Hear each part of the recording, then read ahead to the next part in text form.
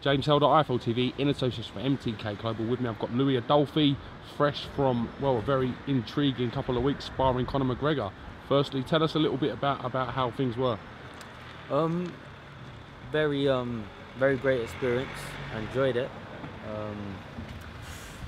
A lot more difficult than I thought, but yeah, I dealt with the task in front of me, and we done what we had to do, you know.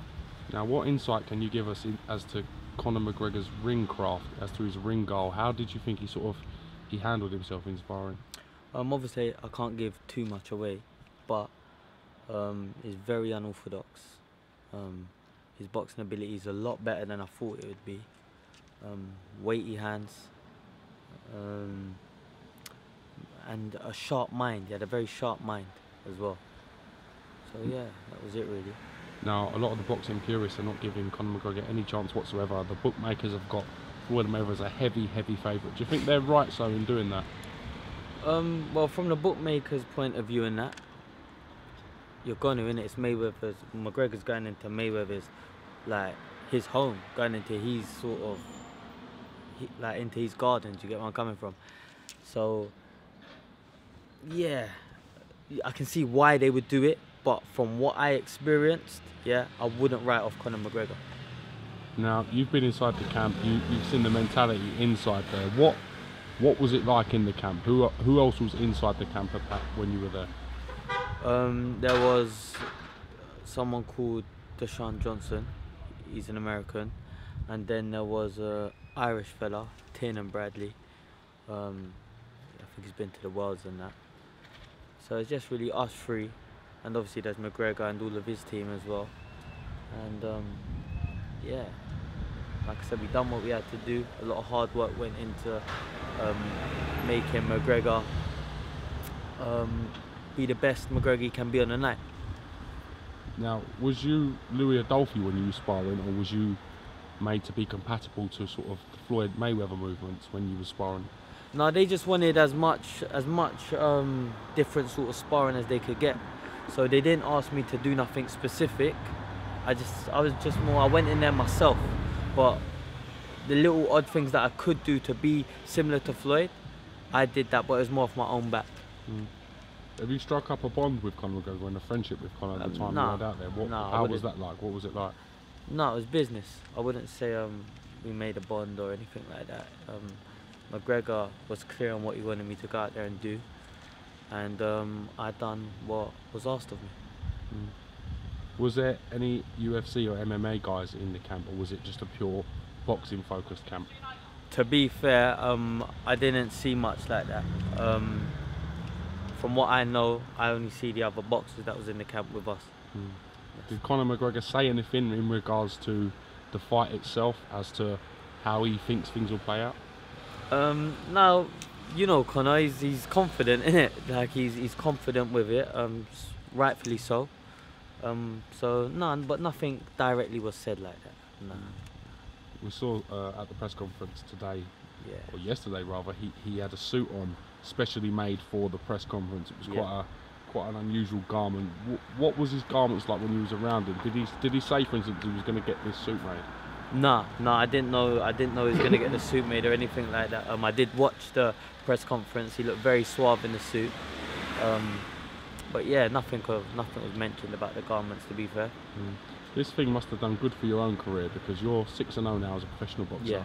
Building up a great reputation, and I know you're looking and eagerly keen to kick on with things and push on. So it must be a great confidence boost that someone like Conor chooses you to go out there and be a part of this.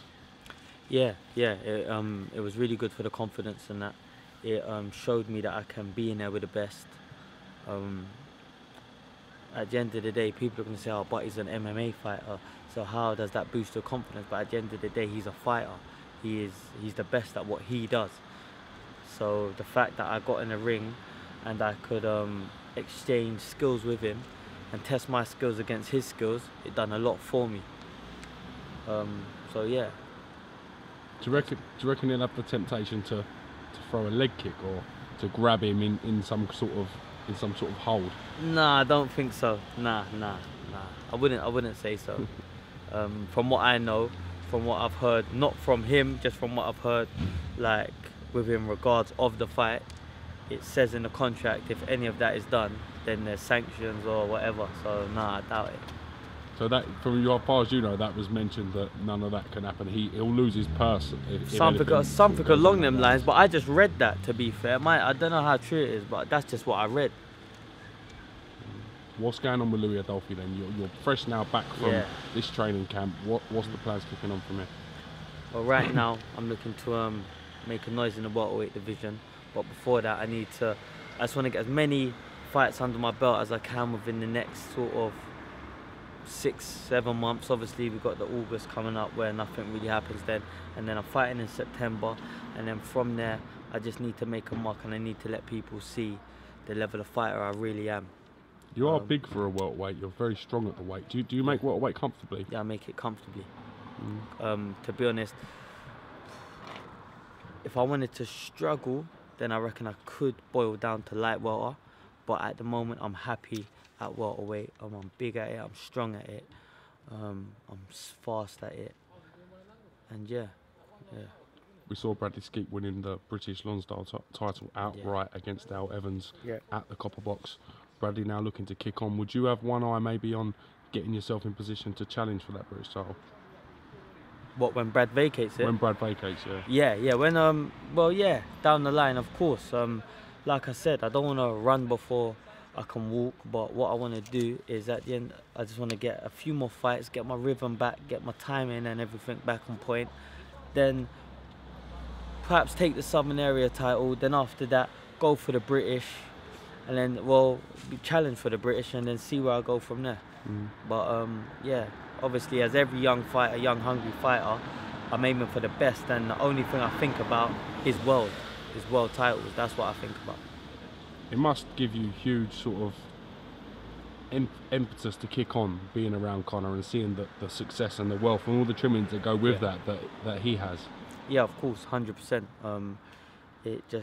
It's given me an uplift, it's given me a boost, it's made me see where you can get to in a short space of time.